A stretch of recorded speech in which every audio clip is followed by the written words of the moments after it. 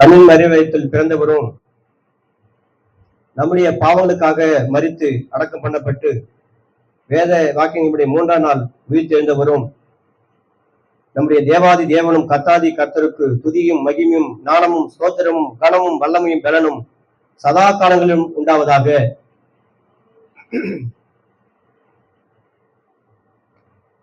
நமக்கு செய்திக்கு ஆதார வசனமாக ஆதியாகமம் புஸ்தகம் 16ஆம் அதிகாரம் 12வது வசனத்தை நம்ம வாசிக்கலாம். 13-14. ஆதியாகமம் 16ஆம் அதிகாரம் 13-14 வசனங்களை நம்ம வாசிக்கலாம்.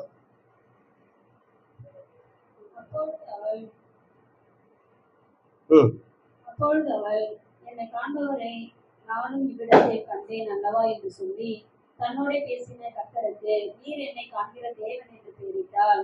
ஆகையால் அந்த துறவு பெயர் லாகாய்ரோயி எண்ணப்பட்டது. அது காதேசுக்கும் பாரதுக்கும் நடுவே இருக்கிறது. ஆமென். அல்லேலூயா.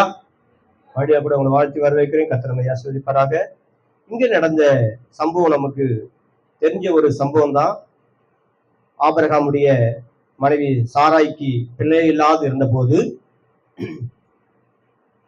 ஆகார் என்கிற அந்த ஆபிரகாமுடைய சாராயுடைய வேலைக்காரியாக இருக்கிற அந்த ஆகார் வீட்டுல இருக்கிறாங்க. இப்போ சாராய் என்ன பண்றாங்க சொன்னாக்கா, ஆபிரகாம் கிட்ட போயிட்டு, எனக்கு பிள்ளை இல்லாத இருக்கிறது, எனக்கு வேதனையா இருக்குது, ஆகையினால நீ எனக்கு என்ன பண்ணு, ஆகார் மூலமாக எனக்கு ஒரு பிள்ளையை கொடு, நான் ஆகாரம் உனக்கு நான் தரேன், எனக்கு பிள்ளை கொடுன்னு சொல்லிட்டு அவன் என்ன பண்றா, அப்படி ஒரு திட்டம் போட்டு பிள்ளை கொடுக்க கேட்கும்போது அந்த வார்த்தைக்கு ஆபிரகாமும் ஒத்துப்பட்டு ஆகாரத்துல போயிட்டு கர்ப்பவதிய ஆகார் மாறா. இவ கர்ப்பவதி ஆனது நிமித்தமாக சாராயை இலக்கணமா பாக்குறான், ஏளனமா பாக்குறான். இதை பார்த்ததுனால சாராய்க்கு கோபம் வந்து அவளை தகாத விதமா நடத்துகிறான். அதனால சாராய்க்கு என்ன பண்ண சொன்னாக்கா, கோபம் வந்து நம்ம எப்படியாவது வீட்டை விட்டு ஓடிடலாம் அப்படின்னு சொல்லிட்டு அவ ஆகார் என்ன பண்றாங்க, வீட்டை விட்டு ஓடி போற அந்த சூழ்நிலை. அவ ஓடி போகும்போதுதான் கர்த்தர் அவனோட கூட பேசுகிற ஒரு வார்த்தை இது. கர்த்தருடைய தூதனானவர் அவளை வனாந்தரத்திலே சூருக்கு போகிற வழி அருகே இருக்கிற நீரு தண்டையில் கண்டு, சாராயின் அடிமை பெண்ணாகிய ஆகாரே, எங்கே இருந்து வருகிறாய், எங்கே போகிறாய் என்று கேட்டார். அவள், நான் என் நாச்சியார் ஆகிய சாராயை விட்டு ஓடி போகிறேன் என்றாள். அப்போது கர்த்தருடைய தூதனானவர், நீ உன் நாச்சியார் அண்டைக்கு திரும்பி போய் அவள் கையின் கீழ் அடங்கிரு என்றார். பின்னும் கர்த்தருடைய தூதனானவர் அவளை நோக்கி, உன் சந்ததி மிகவும் பெருக பண்ணுவேன், அது பெருகி எண்ணுடையதாக இருக்கும் என்றார். பின்னும் கர்த்தருடைய தூதனானவர் அவளை நோக்கி, நீ கர்ப்பவதியாய் இருக்கிறாய், ஒரு குமாரனை பெறுவாய், கர்த்தர் உன் அங்கலாய்ப்பை கேட்டபடியினால் அவனுக்கு இஸ்மவேல் என்று பெயரிடாயாக. அவன் துஷ்ட மனுஷனாய் இருப்பான், அவனுடைய கை எல்லோருக்கும் விரோதமாகவும் எல்லாருடைய கையோ அவனுக்கு விரோதமாக இருக்கும், தன் சகோதரர் எல்லாருக்கும் எதிராக குடியிருப்பாள் என்றார். அப்பொழுது அவள், என்னை காண்பவரை நானும் இவ்விடத்தில் கண்டேன் அல்லவா என்று சொல்லி தன்னுடைய பேசின கர்த்தருக்கு, நீர் என்னை காண்கிற தேவன் என்று பெயரிட்டார். ஆகையால் அந்த துருவ பெயர் லகாய்ரோயி எண்ணப்பட்டது. அல்லேலூயா, அல்லேலூயா, ஸ்தோத்திரம். பாருங்க, இந்த இஸ்மவேலுடைய காரியம் கவலைக்கிடமான ஒரு காரியம்தான், வேதனையான ஒரு காரியம்தான். எல்லாருக்கும் விரோதமா இருக்கும், அவனும் விரோதமா இருப்பான்றதால ஒரு விஷயம் ஒரு பக்கம் போய்கொண்டு இருக்கிறது. எல்லாம் கவனிங்க, எல்லாரும் கவனிங்க. இன்னொரு விஷயம், அவளுடைய வாழ்க்கையில அவளுடைய வாழ்க்கையில வந்த பிரச்சனை, அவளுக்கு நேரிட்ட அந்த கண்ணீர், அவளுக்கு வந்த ஒரு துக்கம், அவளுக்கு வந்த அந்த வேதனையில அவ போய்கொண்டு இருக்கும்போது அந்த பிள்ளை நிமித்தமா எப்படி அந்த சந்ததி எப்படி போகுதுன்றது அது அப்பளப்பட்ட விஷயமாக அவ பார்த்துட்டு அவ சொல்றா, என் கண்ணீரை கண்டவர் என்னை கண்டார், என்னை கண்ட தேவன். அவ சொல்ல பாருங்க. அப்பொழுது அவள், என்னை காண்பவரை நானும் இவ்விடத்துல கண்டேன் அல்லவா. நல்லா கவனிங்க. ஒன்று, அவர் நம்மை காண்கிறவராக இருக்கிறார். ஓகே, அவ சொல்றா, என்னை காண்கிறவரை நானும் கண்டேன் சொல்லிட்டு என்ன பண்றா, தன்னோட பேசின கர்த்தருக்கு, நீர் என்னை காண்கிற தேவன் என்று பெயரிட்டாள். அல்லேலூயா, ஸ்தோத்திரம். அதனுடைய அர்த்தம் நகாய ரோய். நகாய ரோயின்னு சொன்னாலே என்னன்னாக்கா என்னை காண்கிற தேவன். அல்லேலூயா, அல்லேலூயா. அப்போ இன்றைக்கு நாம பார்க்க வேண்டிய இன்றைய செய்தியுடைய தலைப்பு நீர் என்னை காண்கிற தேவன் என்ற தலைப்பில் நம்ம பார்க்க போகிறோம். அல்லேலூயா, ஸ்தோத்திரம். ஆண்டவர் நம்மை எப்படி பார்க்கிறார் என்று சொன்னா, நம்முடைய வேதனையில கர்த்தர் நம்மை பார்க்கிறார், நம்மை காண்கிறார். நம்முடைய பிரச்சனையின் போது நம்மை காண்கிற தேவனாக இருக்கிறார். நம்முடைய வேதனையின் போது கர்த்தர் நம்மை காண்கிற தேவனாக இருக்கிறார். நம்முடைய போராட்டத்தின் போது கர்த்தர் நம்மை காண்கிறவராக இருக்கிறார். அல்லேலூயா. எத்தனை பேர் ஆமென் சொல்றீங்க? நம்ம நினைக்கலாம் நம்ம படுற கஷ்டம் யாருக்கு தெரியும், யாருக்கு தெரியுதோ தெரியலையோ கர்த்தர் நம்மை காண்கிறவராக இருக்கிறார். எத்தனை பேர் ஆமென் சொல்றீங்க? கர்த்தர் நம்மை காண்கிறார். நம்முடைய எப்படிப்பட்ட சூழ்நிலை இருக்கிறோமோ அந்த சூழ்நிலைகளை பார்த்து நம்மை காண்கிற தேவனாக இருக்கிறார். அப்படியே கண்டுட்டு அப்படியே விட்டுற மாட்டாரு, அதனுடைய தேவைகளுக்கு சந்திக்கிறவராக கூட இருக்கிறார். எத்தனை பேர் ஆமென் சொல்றீங்க? அல்லேலூயா, அல்லேலூயா, ஸ்தோத்திரம். நல்லா கவனிங்க. அப்போ நம்முடைய எல்லா சூழ்நிலைகளிலும் கூட கர்த்தர் நம்மை காண்பவராக இருக்கிறார். அப்போ எப்படிப்பட்ட சூழ்நிலாம் இந்த பரிசுத்த வேதாகமத்துல யாராவது எப்படிப்பட்ட சூழ்நிலாம் அவர் கண்டிருக்கிறார் என்பதை குறித்து பார்த்து நம்முடைய வாழ்க்கையில நாம இன்றைக்கு ஒரு பாடத்தை நம்ம கற்றுக்கொண்டு இந்த இடத்துக்கு போக போகிறோம். அல்லேலூயா, ஸ்தோத்திரம். தேவனுக்கே மகிமை உண்டாகட்டும். எடுத்து வாசிப்போம். லூக்கா எழுதின சுவிசேஷ புத்தகத்துல லூக்கா 19ஆம் அதிகாரம், லூக்கா 19ஆம் அதிகாரத்துல 5வது வசனத்தை நம்ம கவனிக்கலாம். இயேசு அந்த இடத்தில் வந்தபோது அண்ணாந்து பார்த்து அவனை கண்டு, சகேவே சீக்கிரமா இறங்கி வா, நான் உன் வீட்டிலே தங்க வேண்டும் என்றார். அவன் சீக்கிரமாய் இறங்கி சந்தோஷத்தோட அவரை அழைத்துக் கொண்டு போனான். அதை கண்ட யாவரும் இவர் பாவியான மனுஷரிடத்தில் தங்குபடி போனார் என்று முறுமுறுத்தார்கள். சகேயு நின்று கர்த்தரை நோக்கி, ஆண்டவரே, என் ஆசைகளின் பாதியை ஏழைகளுக்கு கொடுக்கிறேன். நான் ஒருவனிடத்தில் எதையாகிலும் அநியாயமா வாங்கினதுண்டானால் நாளாத்தனையே திரும்ப செலுத்துகிறேன் என்றான். ஆமென், அல்லேலூயா, ஸ்தோத்திரம். நல்லா கவனிங்க. இப்போ அந்த இடத்துல நம்ம பார்த்தோம், ஆகாரம் கண்ணீரோடு கூட வேதனையோடு கூட தன்னுடைய சகாலத்திலே கூட பிரச்சனை தாங்க முடியாம, வேதனை தாங்க முடியாம, ஸ்தோத்திரம், என்ன இப்படி நெருக்கிறா, இப்படி நொறுக்கிறா, இப்படி என்ன கஷ்டப்படுத்துறா, வேதனைப்படுத்துறா அப்படின்னு சொல்லிட்டு அந்த ஆகார் தன்னுடைய எஜமாண்டியாகிய சாராளை விட்டு எப்படியாவது ஓடி தப்பிச்சு போயிடலான்னு சொல்லிட்டு ஓடிக்கொண்டு இருக்கும்போது, இல்ல நீ அப்படி ஓடக்கூடாது தேவதூதன் சொல்லி நீ மறுபடியும் அவன் கையின் கீழ் அடங்கிடு என்று சொல்லிட்டு மாத்திரம் இல்லாம அவங்க அங்க நடக்கிற ஒரு சம்பவத்தை அங்க பார்க்கிறா. என்னன்னா, என்னை காண்கிற தேவன் என்னை கண்டாரு என்று சொல்லி பார்க்கிறோம். சரி, இது இயல்பான விஷயம், ஒரு பிரச்சனையின் போது பார்க்கிறாருன்றது, ஒரு வேதனை போது பார்க்கிறாரு. ஆனா இங்க சகேவை பார்க்கிறார் பாருங்க, எப்படிப்பட்ட நிலையில பார்க்கிறார். சகேவை எப்படிப்பட்டவனாக இருந்தான்னு சொல்லி பார்த்தேன்னு சொன்னாக்கா, அவன் ஒரு பாவமுள்ள மனுஷனா இருந்தான். அதனால கவனிங்க, சொல்றான் பாருங்க, அதை கண்ட யாவரும் இவர் பாவியான மனுஷனுக்கு தங்குபடி போனாரே. அப்ப இந்த மனுஷன் யாருன்னா ஒரு பாவியான ஒரு மனுஷன். அப்போ இங்க நல்லா கவனிங்க, இயேசுவே முறுமுறுக்கிறாங்க, இயேசுவி மேல கோபம் வருது. ஏன் வருது இந்த கோபம்? இந்த சகை வீட்டுக்கு போறாரு, அப்போ இயேசு மேல கோவப்படுற அளவுக்கு சகை மேல எப்படி இருந்திருக்குங்க? அவ்வளவு கசப்பு வெறுப்பு இருந்திருக்குது. யாருமே இந்த சகை கிட்ட பேச மாட்டாங்க போல இருக்குது. அப்ப நல்லா கவனிங்க, இந்த சகைவு ஒரு தனித்து விடப்பட்ட ஒரு மனுஷனா இருந்திருக்கிறான் பாருங்க. ஒரு பாவியான ஒரு மனுஷனா இருந்தபடினால யாரும் உறவும் அவனுக்கு கிடைக்கல பாருங்க. அவருடைய வாழ்க்கையில பாத்து சொன்னாக்கா எவ்வளவு பணம் இருந்திருக்குது பாருங்க, எவ்வளவு சொத்து இருந்திருக்குது, எவ்வளவு சம்பாதிச்சிருக்கிறான். ஆனா எல்லாம் இருந்து கூட அவனோட வாழ்க்கையில ஒரு நிம்மதி இல்லாத ஒரு சூழ்நிலை தான். அவன் என்ன பண்ண சொன்னாக்கா, சரி இயேசு நிறைய பேர் பார்க்க போறாங்களே, இயேசு நம்ம போய் பார்க்கலாம், அவரை போய் நம்ம பார்க்கலாம் அப்படின்னு சொல்லிட்டு தான் என்ன பண்றான்னு சொன்னாக்கா, இயேசுவை பார்ப்பதற்கு அவன் என்ன பண்றான், வகை தேடுகிறான். அப்படி அவன் குள்ளமான ஒரு மனுஷன். அதனால புரிஞ்சுங்க, யூதர்கள் எல்லாரும் பாத்தீங்கன்னு சொன்னாக்கா, யூதர்கள் எல்லாரும் ஹைட் ஆனவங்க தெரியுங்களா உங்களுக்கு? யூதர்லாம் ஹைட்டுங்க. நம்ம எல்லாம் 5 அடி 6 அடி தான் ஹைட்டு சொல்றோம், அவங்க எல்லாம் 6 7 அடியா கூட இருப்பாங்க. சில நாட்டாடு பார்த்தோம்னா 8 அடி 10 அடி கூட இருப்பாங்க. அதாவது வீடெல்லாம் பார்த்தேன்னு சொன்னாக்கா, அவங்களுக்கெல்லாம் பார்த்தோம்னாக்கா 10 அடியில வாசக்காலே அவ்வளவு நீட்டா கட்டி வச்சிருப்பாங்க. ஆமா, நம்மளாம் எப்பயுமே நம்ம எப்ப துணிஞ்சு போற மாதிரியே கட்டுவோம், 5 அடிக்கு மேல வாசக்காலே வைக்க மாட்டோம். ஆமா, அவங்க எல்லாம் அழுட்டு வானுங்க, நல்லா பாடியா இருப்பாங்க, ஆரோக்கியமா இருப்பாங்க. அப்போ ஆனா அப்படிப்பட்ட இதுல அவன் குள்ளனா பிறந்துட்டான் பாருங்க. குள்ளனா இருந்துட்டாலே பிரச்சனை நமக்கு தெரியும். என்னது, அங்க நிமிந்து பார்க்க முடியாது. இவங்க இருக்கிற கூடி இருக்கிற ஜனங்கள்லாம் மறைச்சிருவாங்க. இயேசு வந்துட்டு எப்பவுமே கூட்டமா தான் இருக்கும். அப்ப அந்த கூட்டமா இருக்கிற அந்த கூட்டத்துல இவனால பார்க்க முடியாதுன்றதுக்காக அவன் திட்டம் போட்டான், எப்படியாவது ஒரு நம்ம பார்த்துடணும் அப்படின்னு சொல்லிட்டு அவன் ஒரு ஐடியா பண்ணி தான் ஒரு காட்டத்தி மரத்து மேல என்ன பண்றான், ஏறி பார்க்கறான். அப்போ அவன் வாழ்க்கையில இயேசு அவனை காண்பதற்கு அவன் ஒரு வேலை செஞ்சான். எப்படியாவது இயேசுவை பார்க்கணும் அந்த ஒரு வாஞ்சை அவனுக்கு இருந்துச்சு வச்சுங்களா. இதுதான் இயேசு அவனை காண்பதற்கான ஒரு காரியமாக இருந்துச்சு. அல்லேலூயா, அல்லேலூயா, ஸ்தோத்திரம். அப்ப பாருங்க, நிறைய பேர் தான் வந்தாங்க, பிரியமா ஏற்றுக்கொள்றாங்க, பிரியமா வரவேற்கிறாங்க. ஆனா இயேசு அங்க சொல்றாரு பாருங்க, நீ தனியா இருக்கிற மகனே, நீ உன் வேதனை எனக்கு தெரியுது மகனே, நீ யாரும் உன்னை பேச மாட்டாங்கிறது தெரியுது மகனே, ஏன்னா நீ ஒரு பாவின்னு சொல்லிட்டு எல்லாரும் என்ன பண்ண உனக்கு ஒதுக்கி விடுறாங்க மகனே, நான் உன் வீட்டுல நான் தங்க போறேன். அல்லேலூயா, ஸ்தோத்திரம். அவங்க எப்படி இருக்குன்னு நினைச்சு பாருங்க கொஞ்சம்.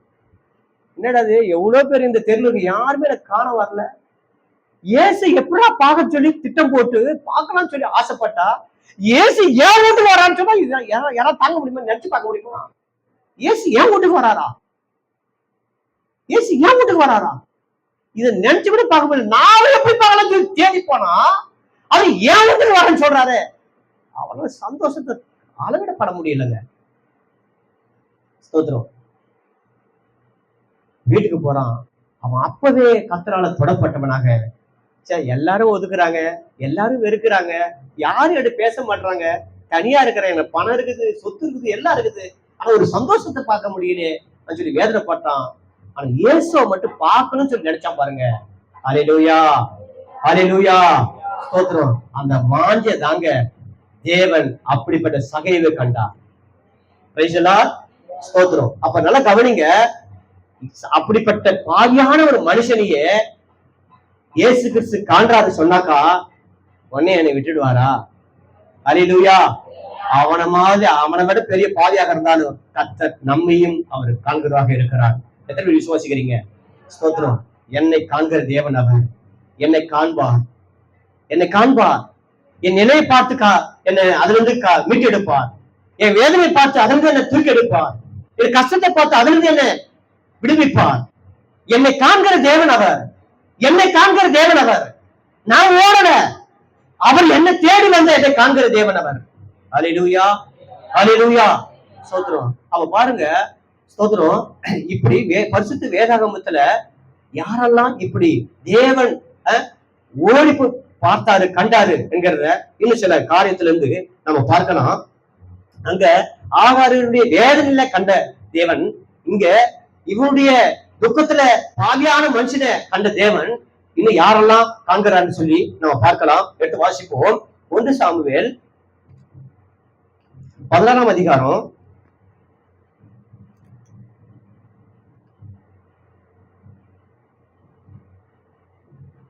1 சாமுவேல் 16ஆம் அதிகாரம் 7ஆம் வசனத்தை வாசிக்கலாம். சீமேயி அவனை தூஷித்து, கர்த்தர் பிரியனே, இல்ல 1 சாமுவேல் 16ஆம் அதிகாரம். கர்த்தர் சாமுவேலை நோக்கி, நீ இவருடைய முகத்தையும் இவருடைய சரீர வளர்ச்சியும் பார்க்க வேண்டாம். நான் இவனை புறக்கணித்தேன். மனுஷன் பார்க்கிறபடி நான் பாரு, மனுஷன் முகத்தை பார்ப்பான், கர்த்தரோ இருதயத்தை பார்க்கிறான் என்றார். அல்லேலூயா, அல்லேலூயா. கர்த்தர் எதை பார்க்கிறாருங்க? கர்த்தர் எதை பார்க்கிறாரு? இதயத்தை பார்க்கிறார். அல்லேலூயா, ஸ்தோத்திரம். இங்க ஈசாவுடைய மகன்கள், நல்லா கவனிங்க, ஈசாவுடைய மகன்கள் 6-7 பேரா? எத்தனை பேர் மொத்தம்? 6 பேரு. இதுல நல்லா 5 பேர் நல்லா திடகாட்டமா இருக்கிறாங்க. 8வது பேர் தானே தாவீது. 8வது ஆளு. 7 பேர் மொத்தம் 8 பேரு. ஆமா, ஸ்தோத்திரம். அப்போ 7 பேரை பாக்குறாங்க. 7 பேர் நல்லா மிலிட்டரி வேலை பாக்குறவங்க தான், ராணுவத்துல போயிட்டு வேலை பாக்குறவங்க தான். இவங்க எல்லாம் பாக்குறாங்க, எப்பா ஏய் சாமுவேல், இங்க பேரு, நீ முகத்தை பாக்குற, அவன் பலத்தை பாக்குற, அவனுடைய சரீர வளர்ச்சியை பாக்குற, அவனுடைய திறமையை பாக்குற, மனுஷ பாக்குற விதமா நான் பாக்குறது இல்லப்பா. என்ன மனுஷன் முகத்தை பார்ப்போம்ப்பா, முகதர்சனம் பண்ணுவோம்ப்பா, ஐயோ இவங்கதான் கொஞ்சம் ஒழுக்கமா இருக்கிறாங்க, இவங்கதான் கொஞ்சம் நல்லா இருக்கிறாங்க, வசதியா இருக்கிறாங்க. பாருங்க, வசதியானவர்கிட்ட போய் பேசுவாங்க. இதை நான் என் காதல கேட்டேன். சபையில பாருங்க, வசதி வந்து பேசுவாங்க, அவங்க ஈப்பனாளர்கிட்ட பேசுவாங்க, அவங்களுக்கு பட்சிங்களோடு கூட பேசுவாங்க. தேவ பெரியமானவர்களே, ஸ்தோத்திரம். இந்த சபையில இருக்கிற நலிந்தவர்களை யாரும் பேசாதவங்க எல்லாரும் போய் பேசணுங்க. நம்ம சபை அதான் ஐக்கியம். அந்த ஐக்கியத்தை தான் கர்த்தர் விரும்புகிறார். அந்த அன்பை தான் கர்த்தர் விரும்புகிறார். அந்த அன்பு தான் தேவனை நேசிக்கிற ஒரு அன்பு. எத்தனை பேர் சொல்றீங்க? அல்லேலூயா, ஸ்தோத்திரம். அப்படிப்பட்ட அன்பு வேணுங்க. ஸ்தோத்திரம். அப்ப பாருங்க, அதான் சொல்றாரு, மனுஷன் பாக்குற விதமா நான் பாக்குறேன்லப்பா. நம்ம மனுஷன் மூத்த பார்த்து பேசுவான், ஆனா நான் எதை பாக்குறேன்? நான் எதை பாக்குறேன். அல்லேலூயா, அல்லேலூயா, ஸ்தோத்திரம். அப்ப கேக்குறான், ஏங்க வேற யாராவது இன்னும் என்ன பையன் உங்களுக்கு இருக்கிறாங்களா? வேற யாரா இருக்கிறாங்களா அது சொல்லி கேக்குறான். இருக்கிறாங்க. ஒருத்தவன் ஆடு மேய்க்க போயிருக்கிறான். அவன் அதுக்குதான் லாக்கி, ஆடு மேய்க்க தான் லாக்கி, வேற எதுக்கு லாக்கி இல்ல. அவன் படிக்கவும் இல்லை, அவன் விளைச்சாலையும் இல்லை, அதனால அவன் ஆடு மேய்க்க அனுப்பிட்டுங்க. அவனை அழைப்பையா, அழிச்சு கொண்டு வாயா. அவனை அழைச்சு கொண்டு வந்து நான் சாப்பிடுவேன். தொடர்ந்து பாருங்க, ஆள் அனுப்பி அவனை அழைப்பித்தான். பாருங்க, உன் பிள்ளைகள் இவ்வளவுதானா என்று ஈசாயை கேட்டான். அதற்கு அவன், இன்னும் எல்லாருக்கும் இளைய ஒருவன் இருக்கிறான், அவன் ஆடுகளை மேய்த்து கொண்டு இருக்கிறான் என்றான். அப்போது சாமுவேல் ஈசாயை நோக்கி, ஆள் அனுப்பி அவனை அழைப்பி, அவன் இங்கே வரும் மட்டும் நான் பஞ்சு இருக்க மாட்டேன். நீ போற சாப்பாடு சாப்பிட்டு போக மாட்டேப்பா. நான் இந்த வேலை முடிவு நான் சாப்பாடு கை வைக்க மாட்டேன். அவனுக்கும் முதல் அழை. அப்புறமா அவன் ஆள் அனுப்பி அவனை அழைப்பித்தான். அவன் சிவந்த மேனியும் அழகிய கண்களும் நல்ல ரூபம் உள்ளவனாக இருந்தான். அப்போது கர்த்தர், இவன்தான், இவனை நீ எழுந்து இவன் என்ன பண்ண? அபிஷேகம் பண்ண. இவன்தான். அல்லேலூயா, அல்லேலூயா, ஸ்தோத்திரம். கர்த்தர் தாவீத எப்படி பார்த்திருக்கிறாருங்க? எப்படி பார்த்திருக்காங்க? தாவீது தன் ஆடுகளை மேய்க்கிறவனாக இருந்தாலும் கூட தான் அவனுக்கு கொடுக்கப்பட்ட வேலையில அவன் உண்மையா இருந்திருக்கிறான். அல்லேலூயா. எப்படி உண்மையா இருக்க? என் தகப்பனுடைய ஆட்டை எந்த சிங்கமோ எந்த கரடியோ என்ன பண்ண கூடாது, பறிச்சிடக்கூடாது. அவன் ஒரு இடத்த சொல்லுவான் பாருங்க, சிங்கத்தின் வாய்ந்து பிடிங்க நான் ரச்சித்தேன் சொல்றான். அல்லேலூயா, ஸ்தோத்திரம். சிங்கம் முழுகிட்டா கூட சிங்கத்தை கிழிச்சு எடுப்பானா. ஒரு தடவை சொல்ற பாருங்க, ஒரு தடவை என் தகப்பனுடைய ஆட்டை சிங்கம் ஒரு புறமும் காடி ஒரு புறமும் இப்படி வந்தது. அவைகள் என்ன பண்ண? இரண்ட கிழிச்சு போட்டேன். அல்லேலூயா, ஸ்தோத்திரம். ஏன் எதுக்காக சொல்றான்? இப்போ யுத்த வீரர்கள், இஸ்ரவேலுடைய யுத்த வீரர்கள் எல்லாம் ராணுவம் பயந்து ஓடிட்டு இருக்கிறாங்க. ஆனா இவன் வந்து பார்த்துட்டு, இன்னும் இவனை பார்த்துட்டு எல்லாம் ஓடுறாங்க. இவன் விருதுல பண்ணப்படாதே, நம்மள விருதுல பண்ணப்பட்டவனாச்சே, இவனை பார்த்து ஓடுறது. இவன் சரி, இவன் வந்து நம்முடைய கடல் மர திண்டிக்கிறானே சொல்லிட்டு ராஜா கிட்ட போயிட்டு, ராஜாவே என்ன காரியம் இது? இவனை நான் கொள்றேன், இவங்கிட்ட சண்டை போறேன், நான் போறேன், என்ன அனுப்புறான்? எப்பா, உன் அழகுன்னா அழகு, உன் கண்கள் என்ன கண்கள் இப்படி இருக்குது, நீ அழகு போட்டுலாம் போயிட்டு நீ ஜெயிக்கலாம், நீ யுத்தத்துக்கு போய் ஜெயிக்க மாட்டப்பா. என்னது, நீ அழகு போட்டிக்கனா போ ஜெயிச்சிருவ, யுத்தத்துக்கு போய் ஜெயிக்கணுமா மனுஷன் உனக்கு அப்படி இல்ல. ராஜாவே, நீ என்னை இப்படிதான் பார்த்த, என்னை பத்தி உங்களுக்கு தெரியாது. என்ன, ஒரு தடவை கரடி வந்துச்சு, ஒரு தடவை சிங்கம் வந்துச்சு, என் தகப்புடைய ஆட்டை பீரிப்பட வந்துச்சு. அப்ப என்ன பண்ண தெரியுமா? சிங்கத்தின் வாய் கீழ்ச்சி போட்டோம் பாருங்க. என்ன அப்படியே நினைக்கிறீங்க? இங்க பாருங்க, இவன் சிங்கமோ கரடியோ கூட இல்ல, இவன் யார் தெரியுமா? நாய் இவன்.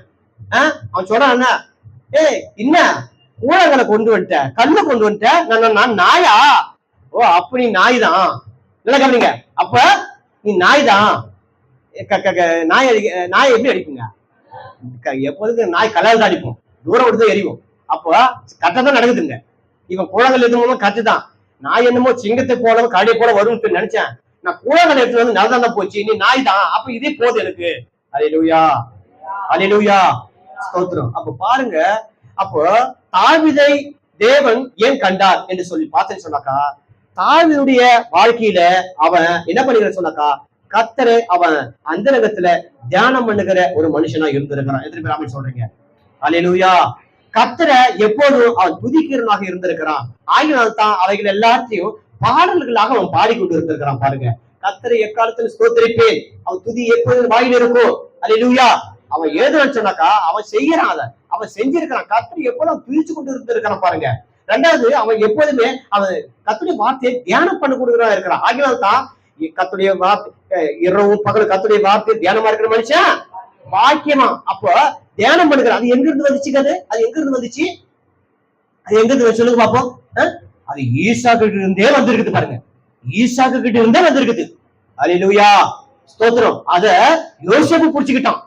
யோசேப்பு என்ன பண்ணான்? புடிச்சுக்கிட்டான். பாருங்க, ஒரு தடவை அவன் ஈசாக்கு மாலை நேரத்துல தியானம் பண்ண போயிருந்தான். வேதத்துல அப்படிதான் வாசிக்கணும். இப்படி அவங்க அம்மா இறந்துட்டாங்க, ஒரு சோகம். சரி, ஒரு தியானம் பண்ணு, மனசு தேர்த்திக்கணும், ஆட்டிக்கலாம் சொல்லிட்டு தியானம் பண்ணி கொண்டு இருக்கும்போது அப்பதான் ரெபெக்காள் வராங்க. அல்லேலூயா, ஸ்தோத்திரம். ரெபெக்காள் வராங்க. எப்பா, இவதாம்பா உனக்கு மனைவியாக போறான்னு சொன்ன உடனே அப்ப பாருங்க, நல்லா கவனிங்க, அந்த இடத்துல அங்க சம்பவம் நடக்குது. பாருங்க, ரெண்டு பேரும் சம்பாஷணம் நடக்குது. முடிச்ச உடனே அவன் தாயினுடைய துக்கம் நீங்கி ஆறுதல் அடைந்தான்னு சொல்லி இருக்குது. அல்லேலூயா, அல்லேலூயா. அப்போ இவனுடைய தியானம் தேவன் அவனை கண்ணோக்கி பார்த்து இவனுடைய துக்கத்தை மாற்றி ஆறுதல் படுத்தி இருக்கிறார். ஸ்தோத்திரம். ஆகியதான் பிரியமானவர்களே, உங்களுடைய வாழ்க்கையில தியானம் மிக முக்கியமா இருக்கு. பாருங்க, தியானம் பண்ணுடைய வாழ்க்கையில சந்தோஷம் கழிக்கணும். தியானம் பண்ணி செபிக்கிற வாழ்க்கையில நல்ல செய்தி வரும். ஸ்தோத்திரம். ஈசாக்கு தியானம் பண்ணி கொண்டு ஜெபிக்கிறதான வேலையில ஒரு நல்ல செய்தி வருது. இவன் உனக்கு மனைவியாக போகிறா. எது சந்தோஷம். எப்பா, தியானம் பண்ணுப்பா, கல்யாணம் பண்றவங்க தியானம் பண்ணுங்க. ஸ்தோத்திரம். நல்ல செய்தி வரும். அல்லேலூயா, ஸ்தோத்திரம். நல்ல செய்தி வரும். Praise the Lord. நம்முடைய துக்கம் நீங்கி, நம்முடைய வேதனை நீங்கி, நம்முடைய கஷ்டம் நீங்கி ஆறுதல் அடைய போகும். அப்போ நல்ல கவனிங்க, இங்கிருந்தே ஆரம்பிச்சிச்சு. ஆபிரகாம் அழைத்த தேவன், ஆபிரகாமை சந்தித்த இஸ்ரவேலர்கள், அப்ப இங்கேயே தொடங்கிடுச்சு. ஆபிரகாம் தியானம் பண்ணாலும் நமக்கு தெரியல, வேதத்துல இருந்து காணோம். பண்ணிருக்கலாம். ஈசாக்கு பண்ணானாக்கா அங்க எங்க நடந்துருக்கணும்? ஆபிரகாம் தான் வந்திருக்கும். ஆபிரகாம் பண்ணிருப்பானா? வேதத்துல இல்ல, ஆனா ஈசாக்கு தியானம் பண்ணான்னு சொல்லி இருக்குது. அப்ப இப்படிதான் இஸ்ரவேலத்துல அந்த தியானம் அது எல்லாருமே கடந்து வந்திருக்குது. ஆகினால்தான் ஸ்தோத்திரம்.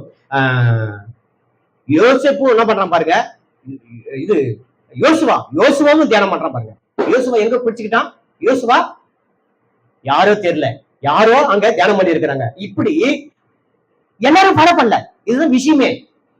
நல்ல விஷயங்களை எல்லாரும் ஃபாலோ பண்ணல பாருங்க. ஆனா யார் அந்த நல்ல விஷயத்தை ஃபாலோ பண்ணவரோ அவங்க வெற்றி பெற்றார்கள். இதுதான் விஷயமே. யாரு நல்ல விஷயத்தை தியானம், கர்த்தரை துதிக்கிற துதி, ஜெபம் யாரு பிடிச்சு கொண்டார்களோ அவரோட வாழ்க்கையில் வெற்றி கண்டார்கள். ஸ்தோத்திரம். இயேசுவோட வாழ்க்கையில் வெற்றி கண்டதுக்கு இதுதான் காரணம். அவங்க பாருங்க, இதுதான் தாவீது காப்பிச்சாரு. இயேசுவா என்ன தியானம் பண்ணா தெரியுமா? நம்மளும் அதை விட பயங்கரமா தியானம் பண்ணி சொல்லிட்டு என்ன பண்றாரு? அதை தாவீது பிடிச்சுக்கிட்டாரு.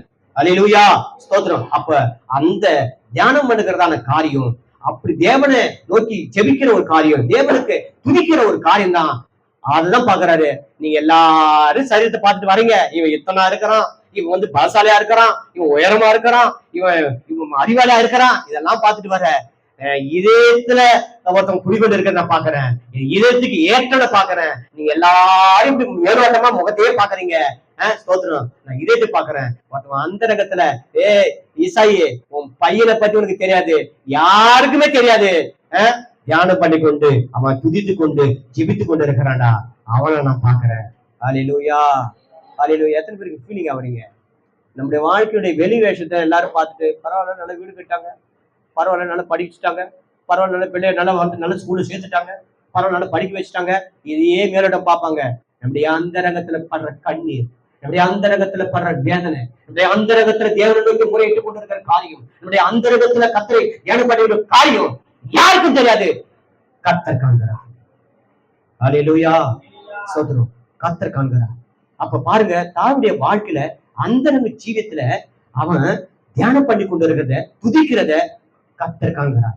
இவன் தானா எனக்கு வேணும், இவன் இந்த நாட்டுக்கு ராஜாவா வாக்கினா, இவன் எல்லாரும் என்ன பண்ணுவான்? இப்படி நடத்துவான். அல்லேலூயா, ஸ்தோத்திரம். அவன் ராஜாவா வரான் பாருங்க. அதனாலதான் சொல்றாரு, ஆட்டு தொழுவத்திலிருந்த உன்னை என்ன பண்ண ராஜாவாக நான் ஏற்படுத்தினேன். அல்லேலூயா, ஸ்தோத்திரம். பாருங்க, தேவன் அவனை எந்த நேரத்துல பார்த்திருக்கான்னு சொல்லிட்டு, தேவன் இப்படிப்பட்ட அந்த நன்மையான காரியத்தை அந்த இருக்கிறாரு. இன்னொரு விதத்துல அவனை பார்க்கிறாரு பாருங்க. அதையும் நம்ம வாசித்துடலாம். 2 சாமுவேல் 11ஆம் அதிகாரம் 2 சாமுவேல் 11ஆம் அதிகாரம்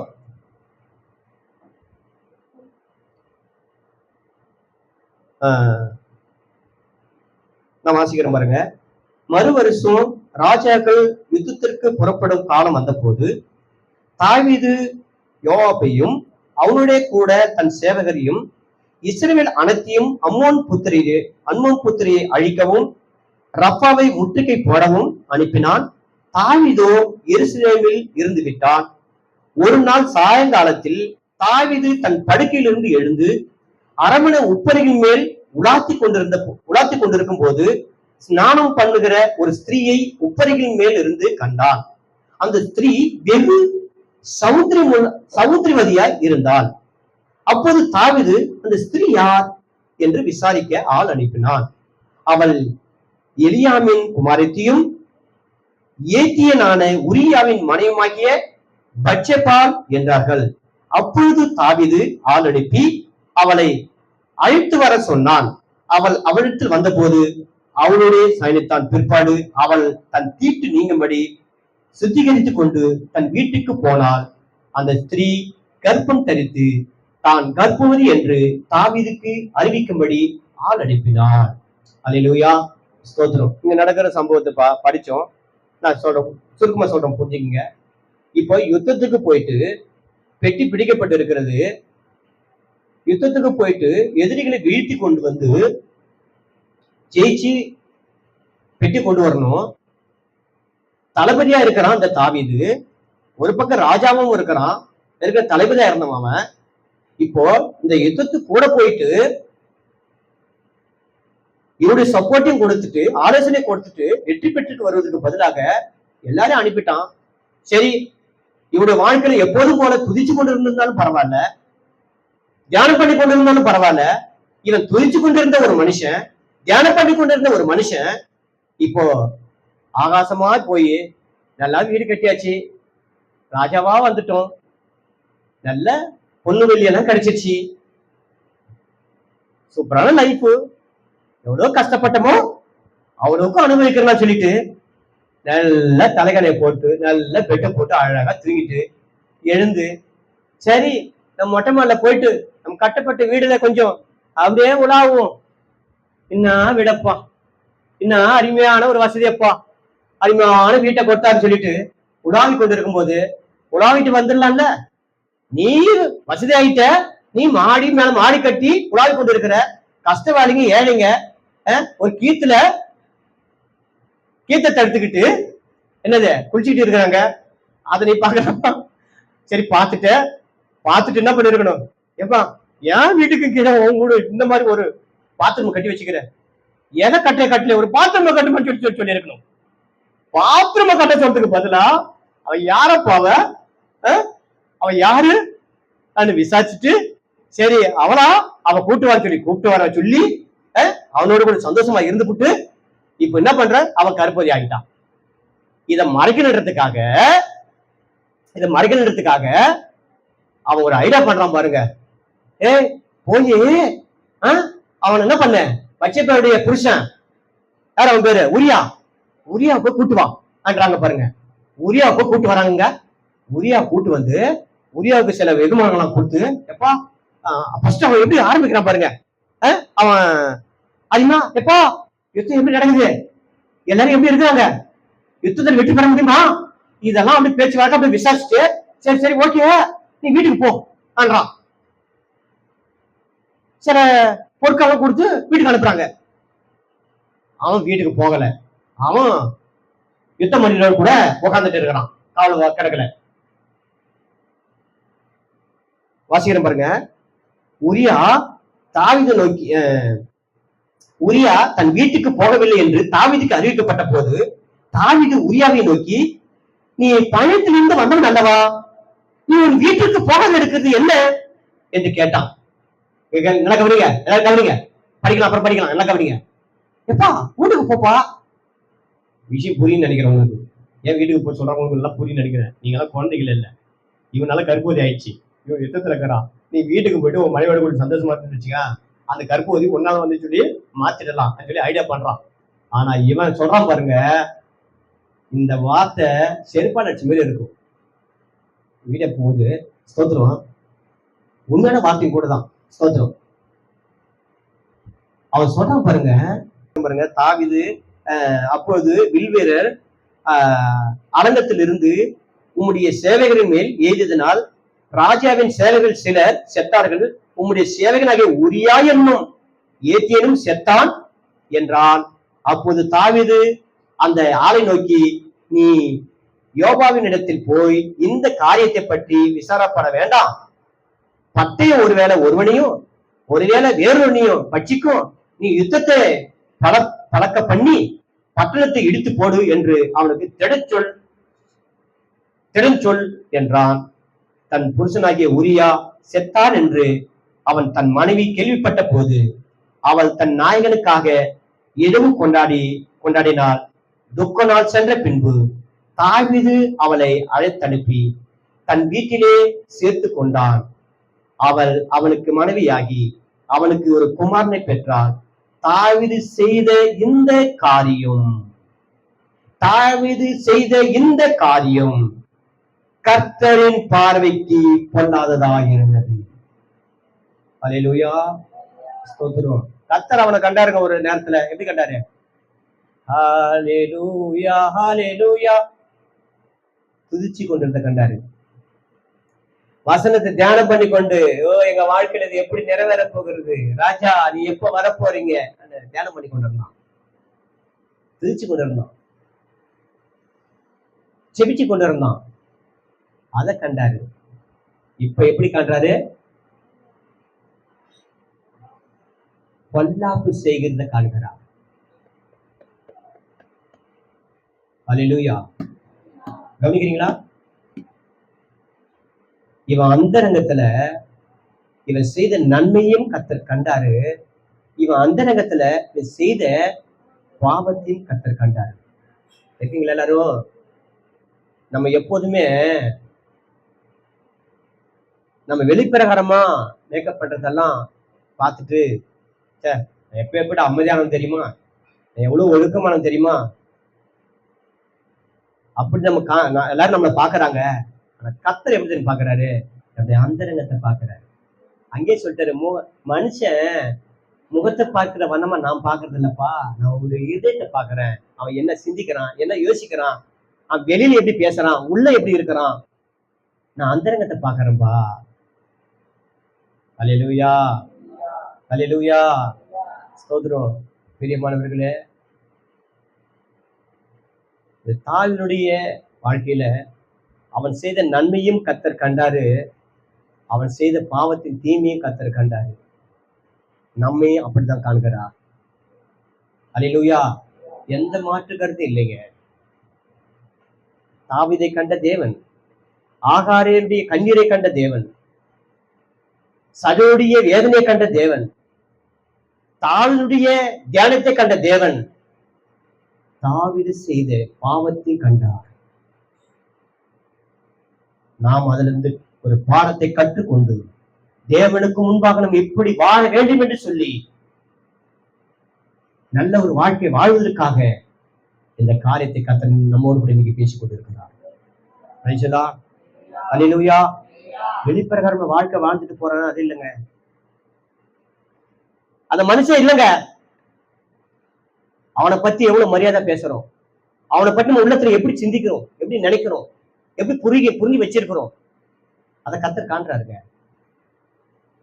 இருக்கும்போது அக்கா ஐயோ செல்லம் மதிப்பா பேசுறது வேற, உள்ளுக்குள்ள அவங்கள வச்சு சிந்திக்கிற சிந்தனை அந்த விஷயம்ன்றது வேற. அல்லேலூயா. யோசித்து பாருங்க, நம்முடைய வாழ்க்கையில எப்படி யோசிக்கணும். ஏன்னா கர்த்தர் எல்லா சூழ்நிலையும் என்ன பண்ணாருங்க, காண்கிறார். நம்மை காண்கிற தேவன் அவர், நம்முடைய நன்மையும் காண்கிற தேவன் அவர். நாம என்ன பண்ணுவோம், செஞ்ச நன்மை பார்த்துட்டாரு, கர்த்தர் பாக்குறாரு. நீ யார் சொன்னாலும் சொல்லுங்க, யார் எப்படி பேசுங்க, கர்த்தர் என்ன பாக்குறாரு. பாக்குறாருப்பா, அவங்களுக்கு எந்த டவுட் இல்ல. சொல்றீங்களா? சொல்றீங்க தானே? கர்த்தர் என்ன பாக்குறாங்க. அதே கர்த்தர் தான் நம்முடைய அந்தரங்கத்துல பாக்குற, அது நன்மையானாலும் சரி தீமையானாலும் சரி பாக்குறாரு. சொல்றாரு பாருங்க, தாவீது செய்த இந்த காரியம் கர்த்தரின் பார்வைக்கு, கர்த்தர் பாக்குறாரு, அந்த பார்வைக்கு எப்படி இருந்துச்சா? பொல்லாததா இருந்தது. அல்லேலூயா, அல்லேலூயா, ஸ்தோத்திரம். பாருங்க, இப்போ நாத்தானை வேணா அனுப்புறாரு. சரி, இவன் திருந்துவான், இவன் திருந்துவான், இவன் திருந்துவான். நல்லா கவனிங்க, நல்ல ஒரு காரியம் இது. இவன் திருந்துவான் திருந்துவான்னு சொல்லிட்டு மாச கணக்கா பாக்குறாரு, வருஷ கணக்கா பாக்குறாரு. இவன் திருந்தன பண்ணல. திருந்தனா என்ன அர்த்தம்? கர்த்தர்கிட்ட வந்து ஆண்டவரே நான் தப்பு பண்ணிட்டேன்னா, ஒரு தப்பு ரெண்டு தப்பு இல்ல, ஒரு தப்பு மறைக்கிறது இன்னொரு தப்பு, ஒரு தப்பு மாதிரி இன்னொரு தப்பு பண்ண. உரியாவை கொலை பண்ணிட்ட கொலைகாரன், பச்சைப்பாளையம் எடுத்துக்கிட்டேன், அது வஞ்சனை. பச்சைப்பாளையத்தை ஒரு ஒருத்தருடைய மனைவி அவர்கிட்ட போயிட்டா, அது விபச்சாரம். தப்பு மேல தப்பு, விபச்சாரம், அது இச்சை இருக்குது, அதுல கொலை, வலுக்கட்டாயமா அவனை எடுத்துக்கிறது, இப்படி பாவத்து மேல பாவம். அல்லேலூயா. போய் ஆண்டவர்கிட்ட மன்னிப்பு கேட்கணுமா கேட்கறது இல்லையா? கேட்கறது வரைக்கும் பாக்குறாருங்க. நல்லா கவனிங்க, எல்லாரும் எல்லாம் புரிஞ்சுங்க. வருவான் வருவான் வருவான் வருவான் எதிர்பார்க்கறாரு, வரவே இல்லை. ஆதாம் கூட பத்தி நினைச்சிருப்பான்னு நினைக்கிறேன். நம்ம டைம் இல்லைன்னு சொல்லி பாக்குறோம். ஆதாம் ஒருவர் பார்த்தா, ஆதாம் என்ன பண்ணல, ஆண்டவரே நான் பாவம் செஞ்சுட்டேன் என்ன மன்னிங்க சொல்லி கேட்டிருக்கணும். ஆனா கேட்கல, கடவுளை இறங்கி வராரு. அந்த மாதிரி இப்ப தாவீது கிட்ட கர்த்தர் நாத்தானை கொண்டு பேசுறாரு. நாத்தான் வேணும் வரான். நாத்தான் வேணும் வந்து அழகா ஒரு கதை சொல்றான் பாருங்களா, வாசிக்கிறேன் கேளுங்களா, அருமையா இருக்குது. கர்த்தர் நாத்தானை தாவீதிடத்துல அனுப்பினார். இவன் அவனிடத்தில் வந்து அவனை நோக்கி, நாத்தான் வேலு தாவீதை நோக்கி ஒரு கதை சொல்றாரு கேளுங்க. ஒரு பட்டணத்தில் 2 மனுஷர்கள் இருந்தார்கள். ஒருவன் ஐஸ்வர்யவான், மற்றவன் தரித்திரன். ஐஸ்வர்யவானுக்கு ஆடுகள் வெகு திரளா இருந்துச்சு. அருமையான கதை சொல்றான். நானும் ஒரு கதை சொல்றேன் கேளுங்க. தரித்திரனுக்கோ தான் கொண்டு வளர்த்த ஒரே ஒரு சின்ன ஆட்டுக்குட்டி தவிர வேறொன்றும் இல்லாது இருந்தது. அது அவனோடும் அவன் பிள்ளைகளோடு கூட இருந்து வளர்ந்து அவன் வாயின் அப்பத்தை தின்று அவன் பாத்திரத்திலே குடித்து அவன் மடியிலே படுத்துக்கொண்டு அவனுக்கு ஒரு மகனை போல இருந்தது. அந்த ஐஸ்வர்யத்தில் வழிபோக ஒருவன் வந்தான். அவன் தன்னிடத்துல வந்த வழிபோகனுக்கு சமையல் பண்ணிவிக்க தன்னுடைய ஆடு மாடுகளில் ஒன்றை பிடிக்க மனதில்லாம அந்த தரித்திரனுடைய ஆட்டுக்குட்டியை பிடித்து அதை தன்னிடத்தில் வந்த மனுஷனுக்கு சமையல் பண்ணிவித்தான் என்றான். அப்போது இந்த கதை கேட்டது தாவீதுக்கு, அப்போது தாவீது அந்த மனுஷன் மேல மிகவும் கோபம் கொண்டவனாகி நாத்தானை பார்த்து, இந்த காரியத்தை செய்த மனுஷன் மரணத்துக்கு பார்க்கிறேன் என்று கர்த்தருடைய ஜீவனை கொண்டு சொல்லுகிறேன். அவன் இரக்கமற்றவனாய் இருந்து இந்த காரியத்தை செய்தபடினால் அந்த ஆட்டுக்குட்டிக்காக நாத்தனையா திரும்ப செலுத்த வேண்டும் என்றான். அப்போது நாத்தான் தாவீதை நோக்கி, நீயே அந்த மனுஷன். கதை என்ன அழகா சொல்லிவிட்டு நீயே அந்த மனுஷன் பாருங்க.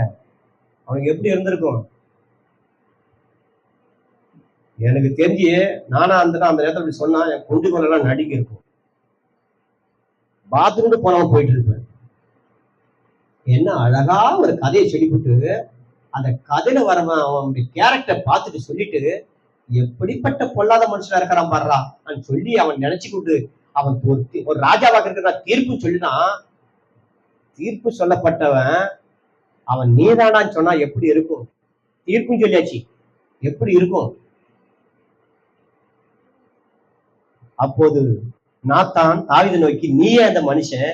இஸ்ரவேலின் தேவனாகிய கர்த்தர் சொல்லுகிறது என்னவென்றால், நான் உன்னை இஸ்ரவேலின் மேல் ராஜாவாக அபிஷேகம் பண்ணி உன்னை சவுலின் கைக்கு தப்புவித்து உன் ஆண்டுடைய வீட்டை உனக்கு கொடுத்து உன் ஆண்டுடைய ஸ்திரீகளை உன் மடியிலே தந்து இஸ்ரவேல் வம்சத்தையும் யூதா வம்சத்தையும் உனக்கு கையளித்தேன். இது போராதிருந்தால் இன்னும் உனக்கு வேண்டியதை தருவேன். கர்த்தருடைய பார்வைக்கு பொல்லாப்பான இந்த காரியத்தை செய்து அவருடைய வாக்கை அசட்டை பண்ணது என்ன? ஏத்தினாகிய உரியாவே நீ பட்டயத்தால் மடிவித்து அவன் மனைவி உனக்கு மனைவியாக எடுத்துக்கொண்டு அவனை அம்மோன் புத்திரன் பட்டயத்தால கொன்று போட்டாயே. அல்லேலூயா, அல்லேலூயா. ஸ்தோத்திரம். நல்ல கவனிக்க பிரியமானவர்களே. பாருங்க, பிறகு அவனுக்கு என்ன நடக்குது சொன்னாக்கா, அவன் பிள்ளை மனநோவாகிறான், சாகுப்பழி கிடைக்கிறான். அப்படியே சொல்லிட்டாரு, இதை மித்து உன் பிள்ளை என்ன பண்ணும், சாகும். உப்பு தின்னவன் தண்ணி குடிச்சு ஆகணும். புரியுதுங்களா? உப்பு தின்னவன் தண்ணி குடிச்சு, தப்பு பண்ணவன் தண்டனைய அனுப்பிச்சாகணும். எந்த விதமான கர்த்தர் மன்னிக்கிறார் தான். மன்னிக்கிறவரும் அவன் நம்மள தன்னுடைய பிள்ளைகளை என்ன பண்ணுவார், சிச்சிக்கிறவருமா இருக்கிறார். எந்த டவுட் கிடையாதுங்க. எந்த அளவுக்கு நீங்க ஆண்டவர் என்ன மன்னிக்கிறான்னு சொல்லி நீங்க நினைக்கிறீங்களோ, அது எத்தனை உண்மையோ அதே போல நம் பண்ண தவறுகளுக்கு சிச்சிப்பு உண்டு. அதை மறந்து விடக்கூடாது. இவன் வாழ்க்கையில் அதான் நடக்குது பாருங்க. எப்பா இது நிமித்தம் உன் வீட்டுல ஒரு பிள்ளை அதை மடிச்சு போட சொல்றான், அதே போல அந்த பிள்ளை நோவா இருக்குது. அவன் உபவாசத்துக்கு பிறல்றான், ராஜவசத்தை கழட்டி போட்டு உடுப்பை கழட்டி போட்டு என்ன பண்றான், ரெட்டு உடுத்தி கொண்டு சாம்பல பட்டுக்கிட்டு புலம்புறான், அழறான். ராஜாவே இது வேண்டாம் வந்து சாப்பிடுங்க, ராஜாவே இது வேண்டாம் வந்து சாப்பிடுங்க கெஞ்சுறாங்க. இப்படி பேசி கொண்டு இருக்கும்போது ராஜா பிள்ளை செத்துட்டாண்டா, உரியாவுடைய பச்சைப்பாண்டிய பிள்ளை செத்துட்டாண்டா பேசிக்கிட்டு இருந்து அவன் காது வந்து போச்சு. ஏந்திர ராஜாவை ஏந்திர ராஜாவன்னு சொல்லும் போதெல்லாம் ஏந்திருக்கல. இந்த காதுல இந்த வார்த்தை கேட்ட உடனே ஏந்து போய் அவன் மனு என்ன பண்றான், குளிச்சுட்டு ராஜவசத்தை மறுபடியும் போட்டுக்கிட்டு உட்காந்து சாப்பிட்றான். அப்ப எல்லாரும் கேட்கறாங்க, ராஜாவே இது வரைக்கும் நாங்க உங்களுக்கு கெஞ்சிக்கிட்டு கிடந்தோம், அப்பெல்லாம் வரல, இப்போ வந்து அவன் சொல்றான் பாருங்க ஸ்டேட்மெண்ட், நான் அங்க போனா போவேனே தவிர இனிமேல் அவனை எங்க என்ன பண்ண முடியாது, வர வைக்க முடியாது சொல்லிட்டு முடியுது, பிரச்சனை முடியுது. நல்லா கவனிங்க, நம்ம பேச வேண்டியது இதெல்லாம் கிடையாது. நம்ம கவனிக்க வேண்டிய விஷயத்த கவனிங்க. அவன் தியானம் பண்ணி கொண்டு இருக்கிறத, அவன் ஜெபித்து கொண்டு இருக்கிறத, அவன் தேவனுக்காக முறையிட்டு கொண்டு துதித்து கொண்டு இருக்கிறத பார்த்த தேவன் அவனுடைய அந்தரங்கத்துல அவன் பாவம் செஞ்சதும் அவன் பார்த்தான். நம்முடைய வாழ்க்கையில நம்ம செய்யற நன்மையும் கர்த்தர் பார்க்கிறாரு, நாம் செய்யற தீமையும் கர்த்தர் பார்க்கிறாரு. யாரும் மறக்க வேண்டாம். கவனிக்கிறீங்களா? கவனிக்கிறீங்களா? அல்லேலூயா, ஸ்தோத்திரம். ஆகையினால பிரியமானவர்களே, நம்முடைய கண்ணீரையும் காணுகிற தேவன், நம்முடைய பிரச்சனையும் கண்டு அதிலும் தீர்வு கொடுக்கிற தேவன் நம்முடைய பாவத்தையும் காணுகிறதாக இருக்கிறார். ஆகையினால பிரியமானவர்களே, பரிசுத்தமாய் வாழ்வோம். தேவனுக்கு விரோதம் மாத்திரம் பாவம் செய்தபடிக்கு நம்மை நாமே எப்போதுமே பொல்லாத சத்துருவோடு கூட போராட்டம் உண்டு. எப்படியாவது பாவத்துல விழ வைக்கலாம்னு சொல்லி அவன் கெர்ச்சிக்கிற சிங்கத்தை போல இருக்கிறான். நாம் அவன் கையிலிருந்து தப்பிப்போமாக, தேவன் கையிலே விழுவோமாக. கர்த்தர் உதவி செய்வாராக. அல்லேலூயா, அல்லேலூயா, ஸ்தோத்திரம். சரி, ஒரு மனுஷன் கர்த்தர் காண்கிறார், இன்னொரு மனுஷனை கர்த்தர் காண்கிறார். யோவான் 1ஆம் அதிகாரம்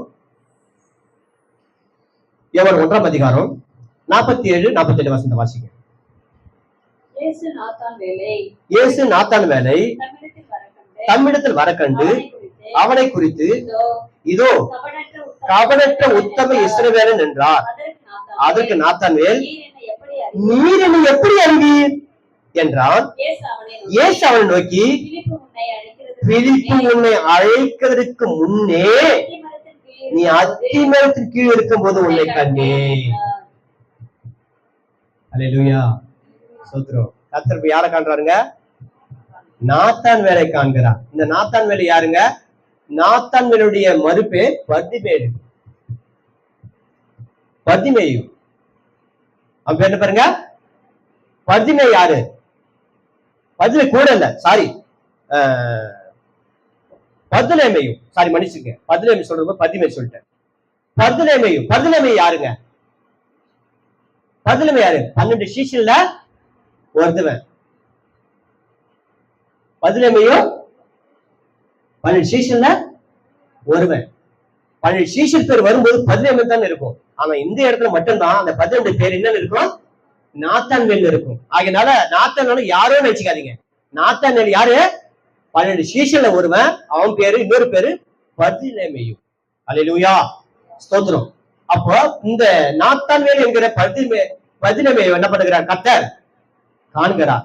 அல்லேலூயா, அல்லேலூயா. இவனை எங்க கண்டன்னு சொல்றாருங்க? இவனை எங்க கண்டு சொல்றாரு? அத்தி மரத்து கீழே உனக்கு கண்டன்றாரு. அல்லேலூயா, அல்லேலூயா. ஏன் அத்தி மரத்து கீழே கண்டன்னு சொல்றானாக்கா, வாசிக்கலாம்.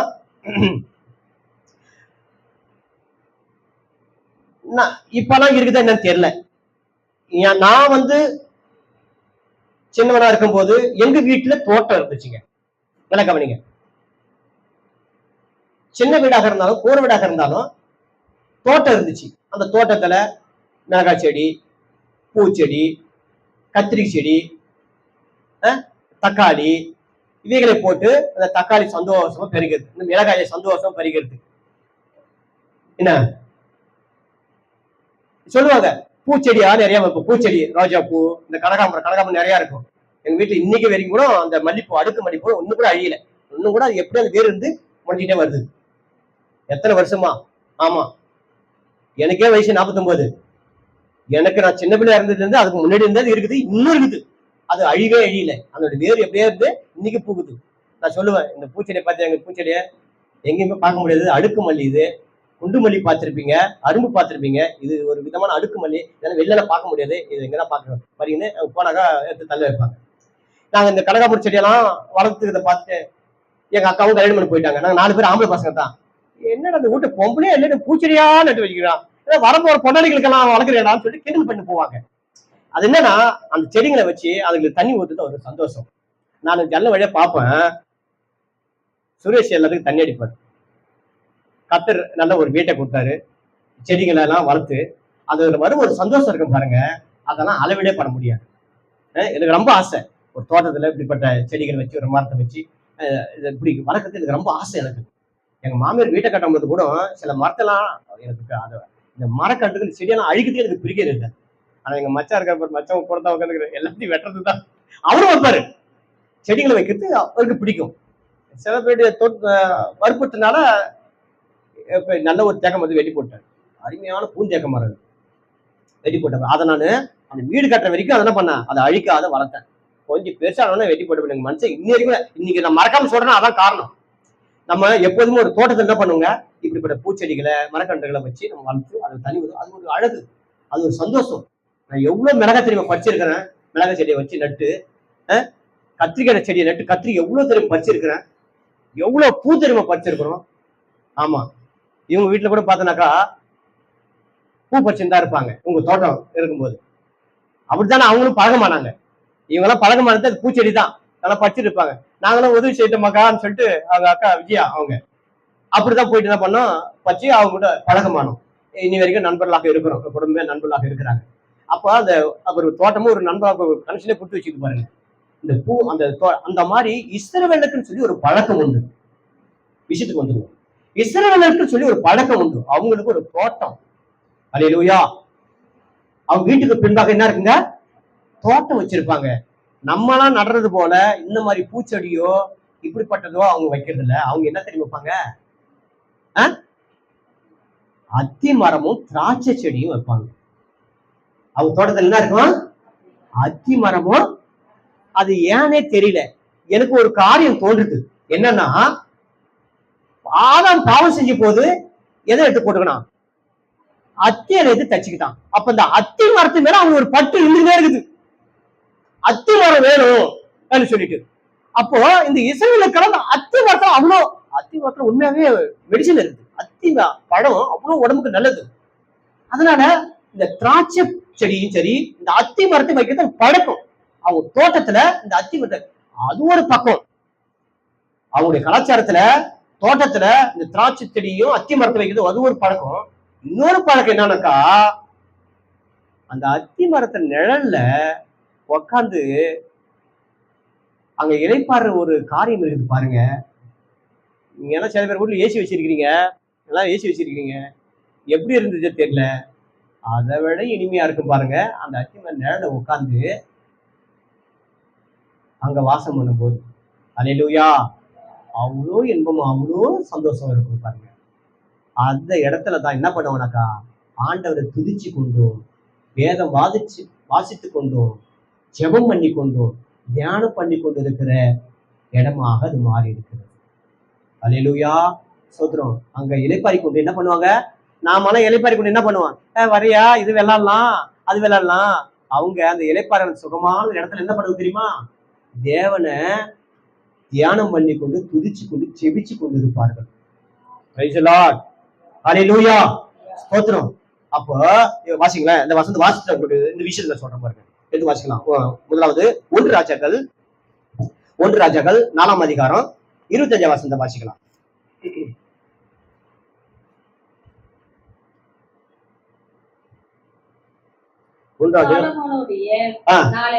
சாலமோனுடைய நாளெல்லாம் தான் துவக்கி பெயர்சேபா மட்டும் யூதாவும் இஸ்ரவேலும் அவரவர் தங்கள் திராட்சை செடி நிழலும் தங்கள் அத்தி மரத்து நிழலும் சுகமாய் குடியிருந்தார்கள். அல்லேலூயா சொல்லுங்க.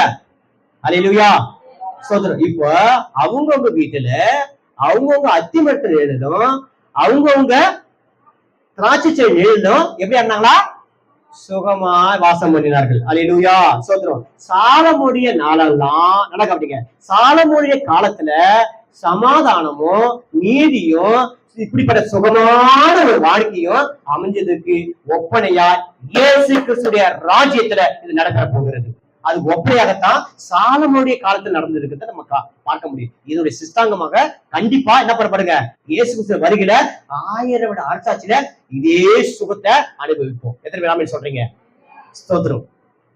ஆனா சாலமோனு காலத்துல மட்டும்தான் அப்படி இருந்துச்சு. பிறகு பாத்தீங்கன்னாக்கா சண்டை தான்.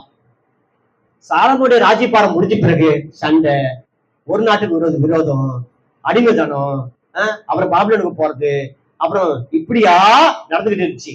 இப்போ என்ன ஆச்சுன்னு சொன்னாக்கா தீர்க்கதரிசி ஏத்து வாசிங்களேன். தீர்க்கதரிசி மீகா மூலமாக வார்த்தை வருது. மீகா 4ஆம் அதிகாரம் 4வது வசனம். மீகா 4ஆம் அதிகாரம் 4ஆம் வசனம்.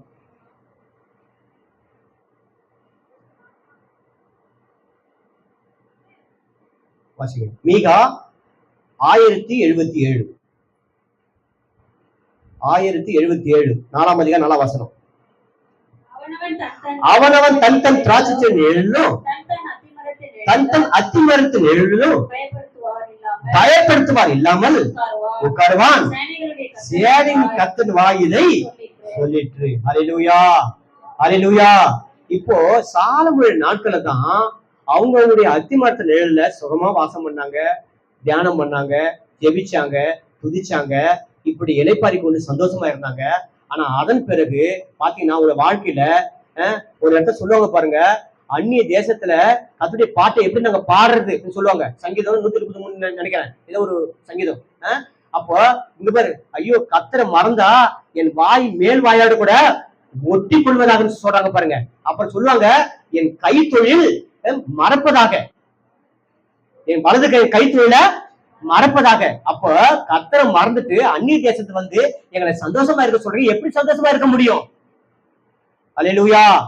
அப்ப பாருங்க, அந்த உரியா கூட என்ன பண்றாங்க, என்ன காலையா இது, என்ன காலம் இது, எப்படிப்பட்ட காலம், பெட்டி பிடிக்கப்பட்டு இருக்கிறது, நம்ம ஜனங்களும் யுத்தத்துக்கு போயிருக்கிறாங்க, ஜெயிச்சு வரணும், என்ன காலம், நம்ம சுகமா இருப்பது என்ன காலம்? அல்லேலூயா.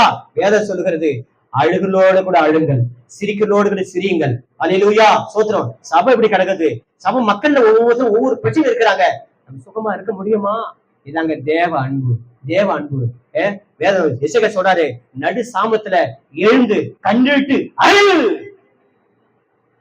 சாமத்துல எழுந்து அழு, தேசத்துக்காக அழு.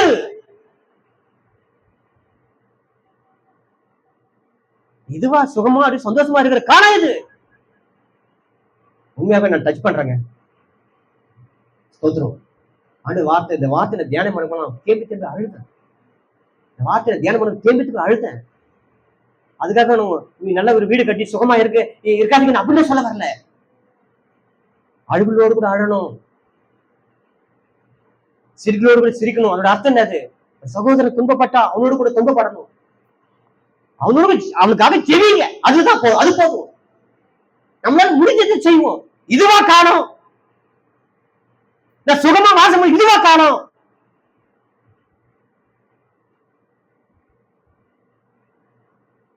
அல்லேலூயா அல்லேலூயா. இப்போ என்னன்னா, இப்போ அவனுக்கு தீர்க்கதரிசன வார்த்தை வருது. எப்பா, இங்க ஏற்கனவே அவனுடைய வீட்டுல இருக்கிற அத்திமரத்து நிழலும் திராட்சை நிழலும் சுகமா வாசம் பண்ணோம், தியானம் பண்ணோம், துதிச்சோம், செபிச்சோம். ஆனா இப்பெல்லாம் அது இல்ல. அங்கங்க அந்நிய தேசத்துல ஓடுறோம், அங்கங்க இப்ப அடிமைத்தனமா ஆகிறோம், நிம்மதி இல்லாத வாழ்க்கை வாழ்ந்து கொண்டு இருக்கிறோம். ஆனா இப்ப வருது தீர்க்க வார்த்தை. இயேசு இந்த வார்த்தை நிறைவேற போகுது, இன்னும் முழுசா நிறைவேற போகுது இயேசு கிறிஸ்து ராஜ்யத்துல, அரசாட்சியில. அவனவன் தன் தன் திராட்சை நிழலும் தன் தன் அத்திமரத்திலும் பயப்படுத்துவார், இல்லாமல் உட்காருவான். சேர்ந்த கத்துன்னு வாயுதா சொல்லிட்டு இந்த வார்த்தையெல்லாம் நாத்தான்வேல் என்கிற பதுலேமையோ தியானம் பண்ணி கொண்டு வந்து, மேசியா எப்ப வர போறீங்க, வாங்க மேசியா, வாங்க மேசியா, வாங்க மேசியா, வாங்க மேசியாவை துதிக்கிறோம், யெகோவா தேவன் நாங்க துதிக்கிறோம், மேசியா வாங்க, எங்க ஜனங்க இப்படி கிடக்கிறத பாருங்க, எங்க ஜனங்க ஐயோ ஒரு நிம்மதி நம்ம கிடக்கிறத பாருங்க. அந்த ரங்கத்துல கதறிக்கொண்டு அவருடைய அத்திமரத்தின் கீழே புலம்பி கொண்டு இருக்கிறத யாரு பார்த்தாருங்க? இயேசு பார்க்கிறாரு. அவன் அந்த ரகத்துல இப்படி துதிச்சு கொண்டு தியானம் பண்ணி கொண்டு இருக்கிறத இயேசு பார்த்துட்டு, நாத்தானியலே இதோ இவங்க 4 பேர் கூட்டு வந்தாங்களா, அப்ப பார்த்துன்னு சொல்லி நினைக்கிறியா? நீ அத்தி மரத்துல என்னை தியானம் பண்ணி கொண்டு பாரு, துதிச்சு கொண்டு இருந்த பாரு, இந்த தேசத்துக்காக கண்ணிட்டு ஆழ்ந்து கொண்டு இருந்த பாரு, நான் அப்பயும் பார்த்துட்டு உன்ன. நீ எதிர்பார்த்து மேசியா நான் தான் ஆகுவா, நீ வா வா வான்னு சொல்லி ஆயிடுச்சு பத்தியா? அவன் சொல்றான் பாருங்க, எடுத்து வாசிங்க. மறுபடியும் வசனம் 2 வசனம் முடிஞ்சு பிறகு வாசிங்க. யோவான் வாசித்தீங்கல்ல நாத்தான்வேலை பத்தி, நம்ம மறுபடியும் வாசிக்கிறோம் பாருங்க. அதுக்கு நாத்தான்வேல், நீ என்னை எப்படி அறிவி என்றான். இயேசு அவனை நோக்கி, பிலிப்பு உன்னை அழைக்கிறதுக்கு முன்பே நீ அத்தி மரத்தின் கீழே இருக்கும் போது உன்னை கண்டே. அதுக்கு நாத்தான்வேல், ரவி நீ தேவனுடைய குமாரன், நீ இஸ்ரவேலின் ராஜா. அல்லேலூயா. ஏங்க இந்த வார்த்தை சொன்னா இப்ப புரியுதா? ஏன் இந்த வார்த்தை சொன்னா? அத்தி மரத்துக்கு கீழே செஞ்சு யாருக்கு தெரியும்? நான் அத்தி மரத்தில் யாருக்கு தெரியும்? யாருக்கு தெரியும்? அத்தி மரத்தில் தேவன் யாருக்கு தெரியும்? மேசியாவே வாரும், மேசியாவே வாரும், மேசியா வாரும் சொல்லி ஆயிடுச்சு யாருக்கு தெரியும்? நீங்க தான் தேவனுடைய குமார், நீங்க தான் அந்த மேசியா, நீங்க தான் மேசியா. நம்முடைய அந்தரகத்துல தவிக்கிற தவிப்பு, அந்தரகத்துல செபிக்கிற செபம், அந்தரகத்துல துதிக்கிற துதி யாரு பாக்குறாங்களோ, மனைவி பாக்குறாங்களோ, பிள்ளைங்க பாக்குறாங்களோ, அது தேவன் காண்கிறா, அது தேவன் காண்கிறா. நம்முடைய அங்கராய்ப்ப, நம்ம துக்கிப்ப, நம்முடைய வேதனை, நம்முடைய தியானத்தை, நம்முடைய துதித்தல தேவன் பார்க்கிறார். அதான் சொல்றாரு நாத்தான்வேலே, அத்தி கீழே இருக்க போது பார்த்துட்டோம்பா, மேசையே வரும், மேசையே வரும், ஆட்சியத்துல பார்த்தம்பா, வந்தம்பா, வந்தம்பா.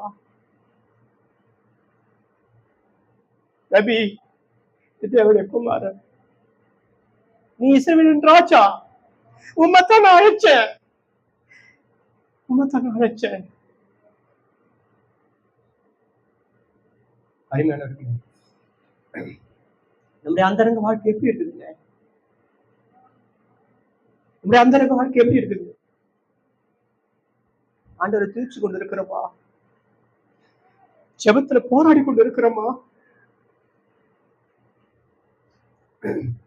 ஆண்டவருடைய வார்த்தை தியானம் பண்ணி கொண்டு இருக்கிறோமா? ஆண்டவரே 2வது வரப்போன்னு சொல்லி இருக்கிறீங்களே, மேசியா வரும், மேசியாவை கூட்டாங்க, வந்துட்டாரு, நான் மறுபடியும் வரேன்னு சொன்னாரு. எத்தனை பேர் அழைக்கிறீங்க? எத்தனை பேர் அழைக்கிறோம்? நாத்தான்வேல் கூப்பிட்டது போல வந்தாரு. எப்பா நீ அத்திமரத்துக்கு நீ ஜெபிச்சுட்ட பார்த்துட்டம்பா, அங்கேயே உனக்கு தெரியும், நீ கபடத்து உத்தம இஸ்ரவேலம்பா, நீ இந்த ஜனங்களுக்காக ஜெபிக்கிற பத்தியா, அந்த ஜனங்களுக்காக போராடுற பாரு, அதனால நீ உத்தம இஸ்ரவேல, நீ கபடத்து உத்தம இஸ்ரவேல. நான் உன்னை அங்கேயே பார்த்தேன், நான் உன்னை விட்டுருவேனா? நான் உன்னை விட்டுருவேனா? எப்பா உன்னை பிலிப்பு ஆயிஷான்னு சொல்லி நினைக்கிறியா? பிலிப்பு அழிப்புக்கு முன்பாக அத்திமரத்துல எழுந்திருக்கும் போது உன்னை பார்த்துட்டேன்பா.